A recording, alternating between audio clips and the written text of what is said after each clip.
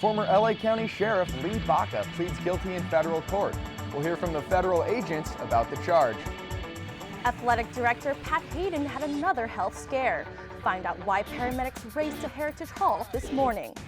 Community activists react to the tragic death of a one-year-old girl. We'll take you to the scene in Compton. Annenberg TV News is next.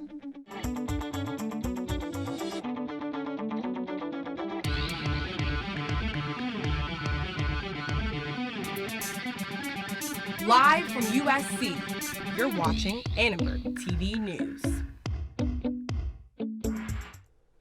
After years of denying it, the truth finally caught up to former LA County Sheriff Lee Baca. Good evening, I'm Suji Nam. And I'm Scott Cook. More than 2 years after his retirement, Lee Baca came clean and pled guilty today in federal court.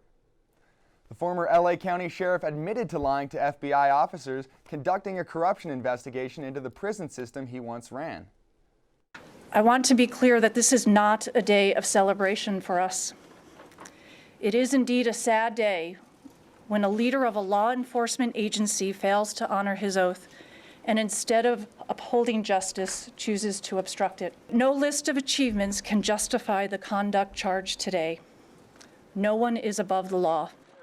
U.S. Attorney Eileen Decker announced Baca's decision to plead guilty. The charges against Baca are not directly related to abuse in the county jail system, but rather his efforts to block the investigation that could have revealed such abuse. The former sheriff, who resigned in early 2014, faces a maximum 6 months in custody. LA County Sheriff Jim McDonnell released a statement saying, "I have faith in the justice system and trust that it is addressing the facts of these past events in a fair-minded, accountable manner. Our deputies and professional staff remain focused and committed to moving forward by continuing to perform their essential public service in a professional and caring manner." A retired Sheriff's Department commander says Baca's guilty plea came sooner than expected, but he did see it coming. It's a long time coming. The interesting part is that I know at least a half a dozen other executives had gone to Lee Baca years and years and years ago, prior to all of our retirements, and telling him he needed to separate himself from Tanaka. During Olmsted's time in the department, he says he witnessed corruption, and he believes that will not change anytime soon. The federal government is taking Ferguson, Missouri to court because it refused to accept an agreement to improve the way police and courts treat minorities and the poor. The Justice Department accuses Ferguson of violating residents' rights and misusing law enforcement to generate revenue. The government says practices were ongoing. Attorney General Loretta Lynch says Ferguson leaders had a real opportunity and they've chosen to step backwards.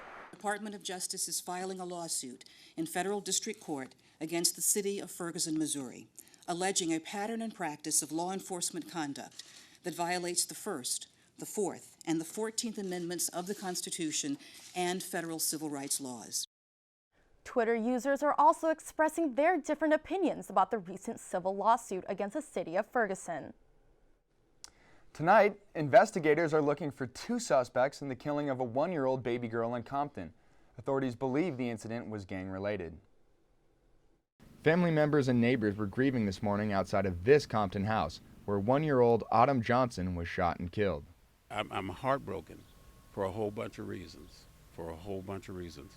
And I would just tell whoever did this to really show some courage, show some real courage, and turn themselves in. Johnson was hit by a stray bullet late Tuesday night as she lay in her crib in her family's converted garage. LA County Sheriff's homicide officials said the girl's father is part of a local gang and may have been the intended target. A 1-year-old baby, they're not in no gang. They're harmless. Last night's shooting happened less than 1 block away from Theodore Roosevelt Elementary School here in Compton. Now, I spoke with school administrators this morning, and they tell me that students are there and it's business as usual. However, for the rest of this Compton neighborhood, today is a bit somber. And I think it's important for people to know that this kind of foolishness, this wanton loss of life, this is not the Compton that we're working to build. Compton is all too familiar with the tragic consequences of gang violence. According to an LA Times database, there have been 8 homicides in just the last 6 months. Johnson's family did not want to comment on the loss of their child. Compton Mayor Aja Brown released a statement calling the shooting a tragedy that no parent should ever have to face. She urged Compton residents to recommit themselves to the fight against gang violence. USC Athletic Director Pat Haden was taken to paramedics on a stretcher outside Heritage Hall this morning. Paramedics were called this morning after Pat Haden began feeling lightheaded. The 63-year-old, who has a pacemaker, had a similar episode at the USC Notre Dame game earlier this year. He's the only athletic director I know. My mom and I loved him since the first day we met him. As far as his health declining, I haven't noticed it. Every time I see Pat, like, he has a bright smile on his face. He's dressed really nice. He always has a good compliment and like some words of wisdom for me. And so it's really like shocking to hear that he's even going through that because I can't physically see it.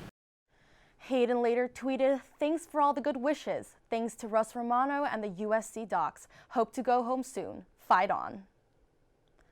The Black Student Assembly led a silent march on campus this afternoon in honor of Martin Luther King Jr. and Black History Month. Through the embrace and the realization that God made us perfect and God made Black beautiful.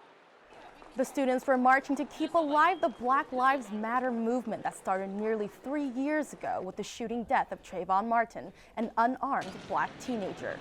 Trayvon Martin's birthday, just passed, and it's a really important month for all of us, and it's a really important time. I think the Black students are kind of putting the world on notice, and we would hate to take away from that, especially given the opportunity to have a march. We just want to make our opinion known that there needs to be some sort of things done, not just on a social level or on a political level, but on like a legislation level. The BSA has scheduled events on campus every day until the end of Black History Month. 2 Republican candidates for president are calling it quits. New Jersey Governor Chris Christie is ending his presidential campaign after a 6th-place finish in the New Hampshire primary.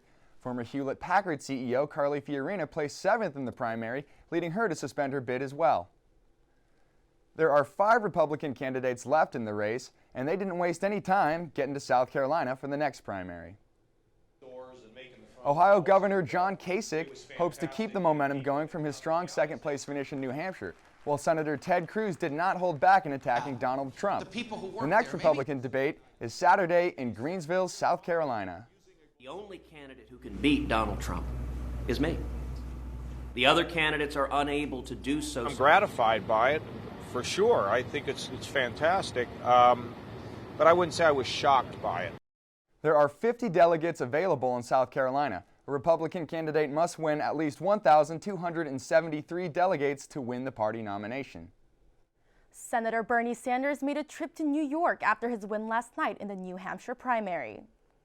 Sanders is trying to increase his support among Black voters. He visited Harlem to meet with civil rights activist Al Sharpton. Sanders also made a guest appearance on the popular daytime program, The View. Hillary Clinton is leading in polls in South Carolina with strong support from minority voters. Sanders' win in New Hampshire is expected to test Clinton's lead in the next primary. Political analysts were on campus today talking about the race for the White House. They discussed their GOP predictions. On the Republican side, I think you're going to see a demolition derby. The only 3 candidates who have a realistic chance there are Cruz, Trump, and maybe Kasich, although I don't think he's invested in organization there. It's a much different state than New Hampshire, so it won't be easy for him. The longer you have multiple candidates in the race as they go through the calendar, the more likely you are that they'll get all bollocksed up and you'd end up with an open convention where nobody walked in with the nomination.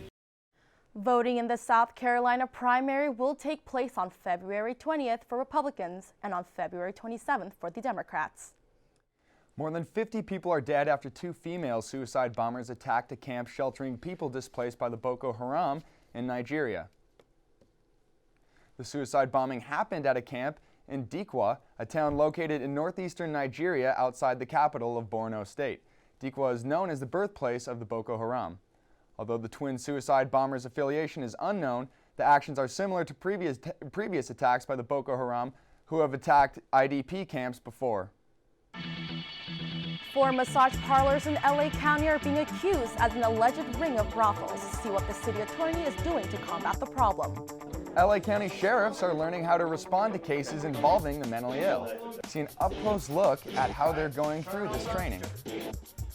Several hundred workers at Keck Hospital of USC were a part of a one-day strike outside the hospital. Find out what these Trojan employees are fighting for after the break.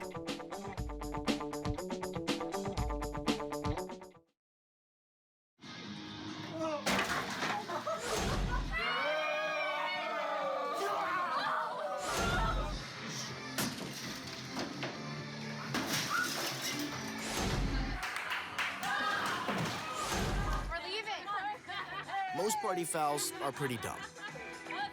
But if you decide to drink and drive underage, you could lose your license and your freedom. Underage drinking and driving. The ultimate party foul.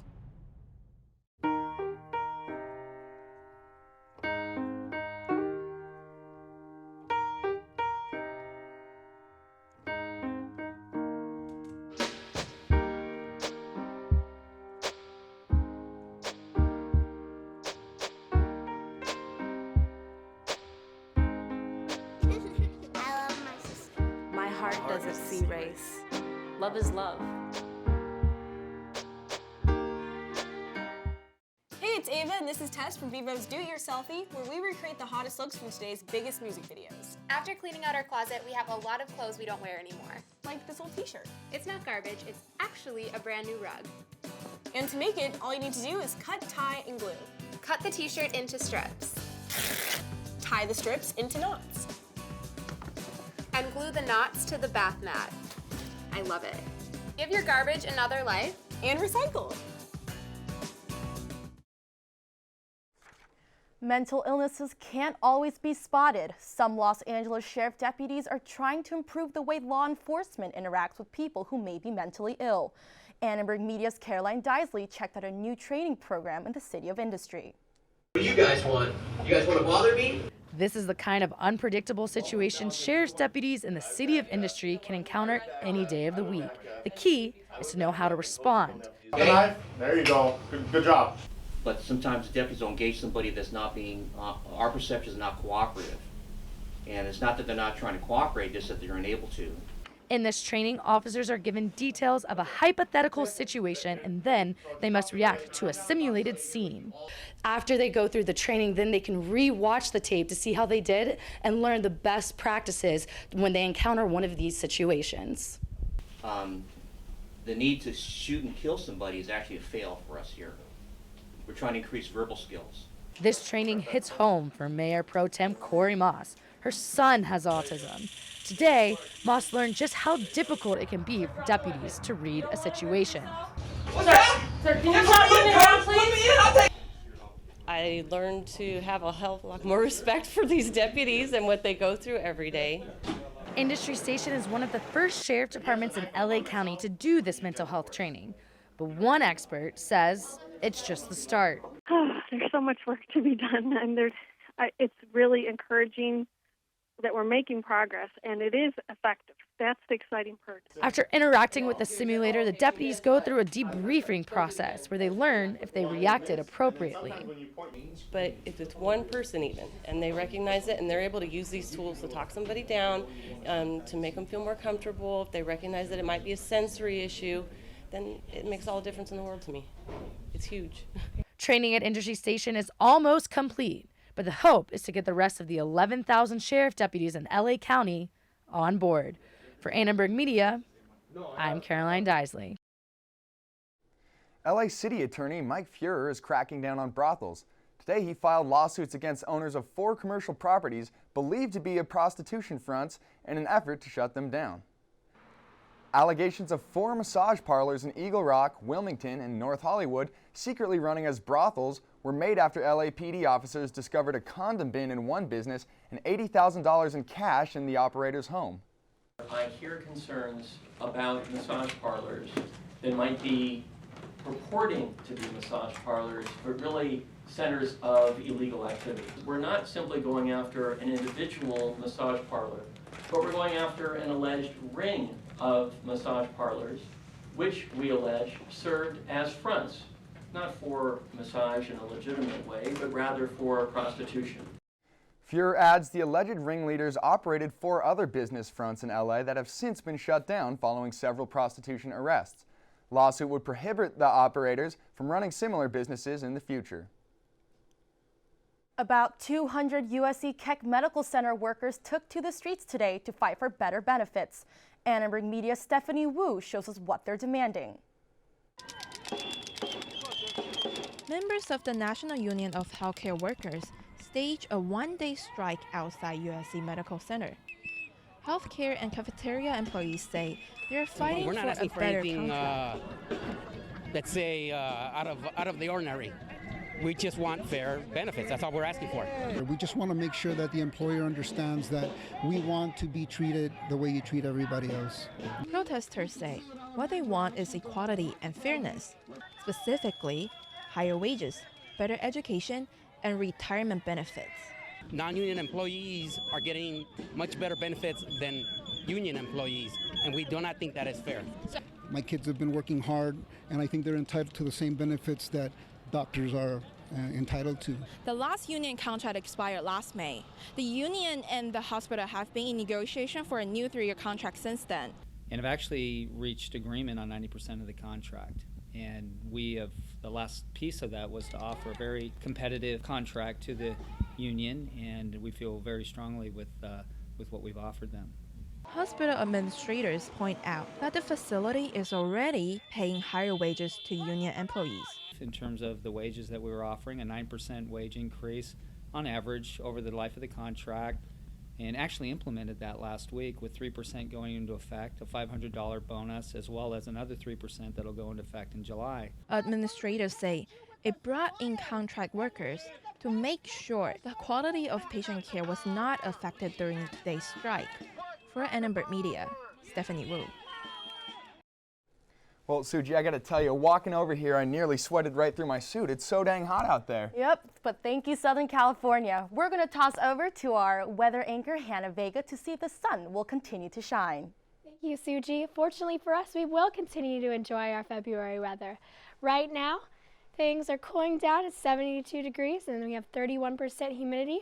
Tomorrow, we'll head over to our map. You'll see Palm Springs, 88 degrees, and then heading west towards the San Fernando Valley, we have 87 as your high. Going back down over here towards USC, you'll see we have 85 degrees in the area. And then for your 5-day forecast, the LA area will stay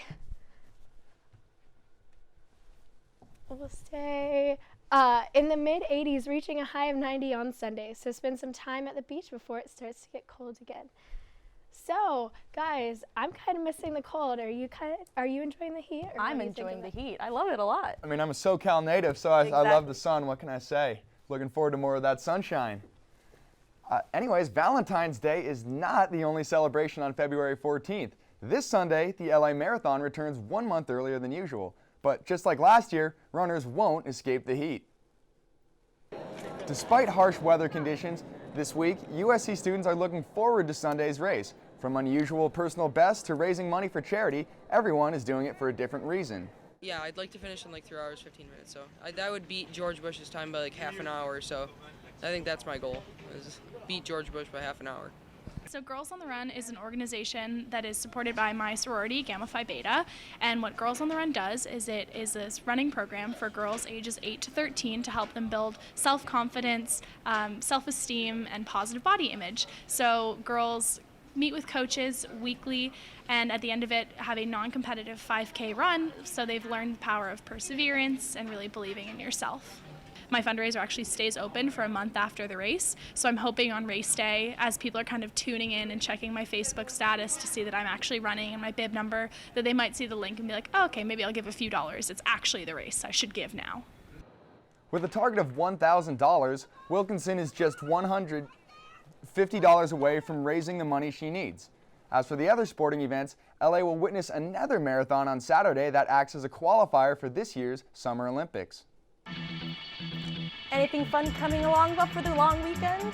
Well, I don't know about you guys, but the basketball team's headed out to Arizona. Jody, got more on that? Yes, I do, Scott. And that's right, guys. The men's basketball team is taking their game out to the desert this weekend.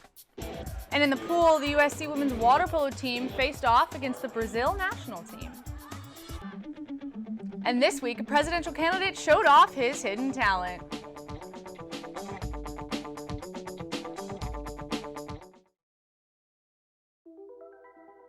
Todd's a great guy. I mean, look at him. What a sweetheart. Attaboy. Wait, Todd, what are you doing? How totally selfish and un-Todd-like of you.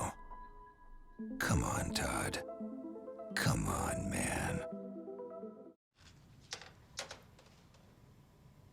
Wow, these are really good. You act surprised.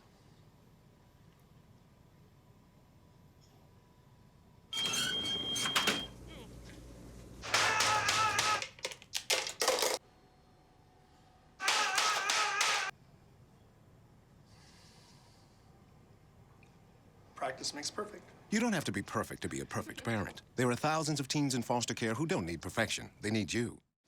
So they say it's a man's world? I don't see anybody's name on it. While they were doing their thing, we slowly changed all. Today, women can do anything men can do. And there's one thing we're even better at.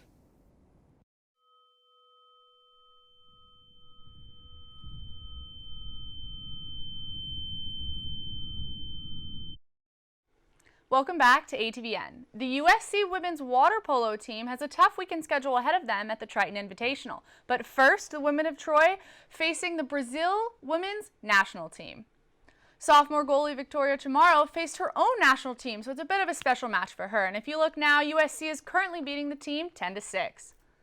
At the Triton Invitational, the women of Troy are bracketed alongside number 17 Indiana, host number 19 UC San Diego, and Santa Clara. The Invitational runs Saturday and Sunday. Number 23 USC men's basketball is heading to the desert for a weekend doubleheader against Arizona State and number 17 Arizona. It's just a sign of our hard work, and we're gonna be ready to play when we go against them. Oh, definitely, no doubt. Everything is adding up to the Pac-12 tournament, so we'll be ready. The Trojans are looking to sweep Arizona for the first time since 2007.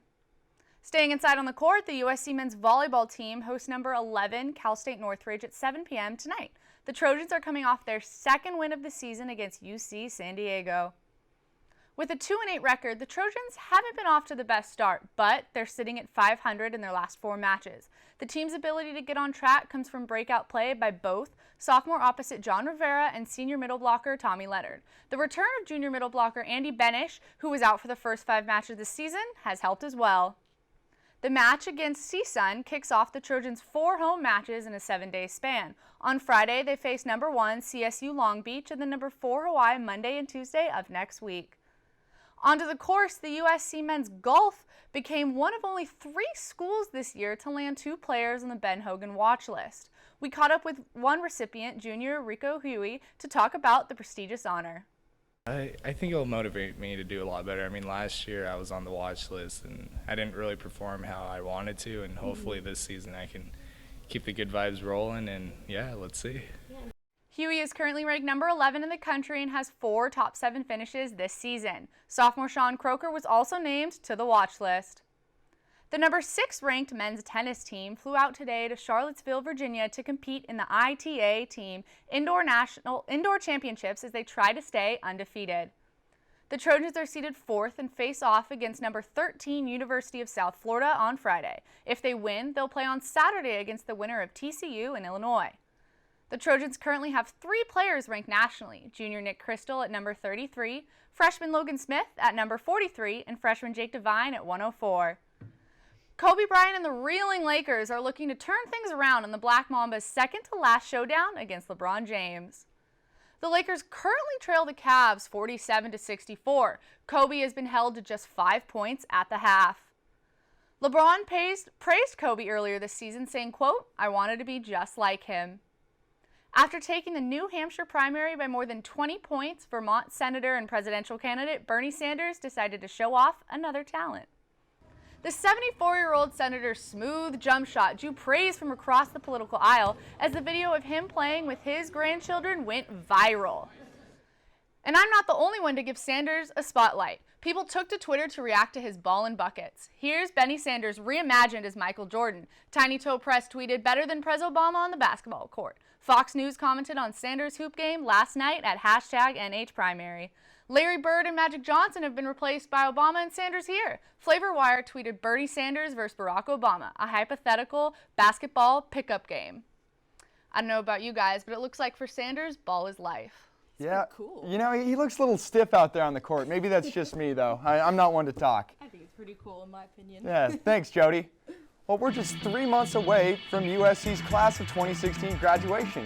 Find out next who this year's commencement speaker is.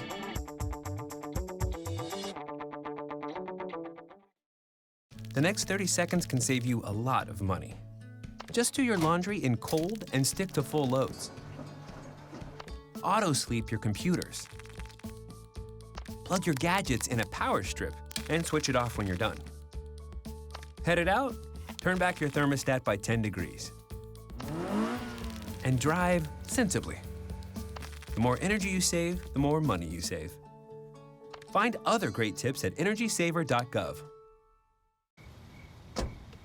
Thank you, dear. Well, you're very supple, just like I was at your age. Back then, I was a sex expert. Used to call me the buttered biscuit. I know about birth control, too. So you can ask me anything, baby.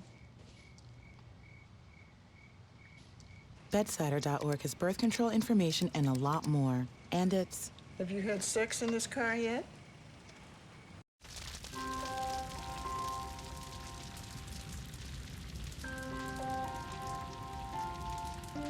A single ember that escapes from a wildfire can travel more than a mile.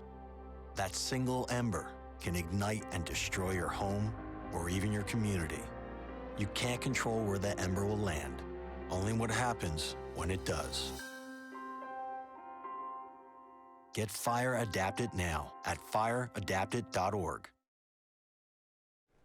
Oracle founder Larry Ellison will address graduates at USC's commencement ceremony in May. Ellison built Oracle into one of the largest and most influential tech companies in the world. Ellison is known for his philanthropic and extravagant lifestyle. He built his own foundation supporting biomedical research and signed the Giving Pledge, pledging to give 95% of his wealth away. In his spare time, Ellison races sailboats, flies planes, and invests in pro-level tennis. Oracle, huh? It's a pretty big deal right now. That is a big deal. I'm very excited. Are you going to tune in? So I will be there. I'm graduating, so I will be there. Right. Oh my goodness. Well, congrats on the early graduation. Hey, thank you, Susie. I'm very excited. Anyways, thank you guys for watching Annenberg TV News. From everyone here in the Media Center, I'm Scott Cook. And I'm Suji Nam. You can watch us on the web at uscannenbergmedia.org. Good night.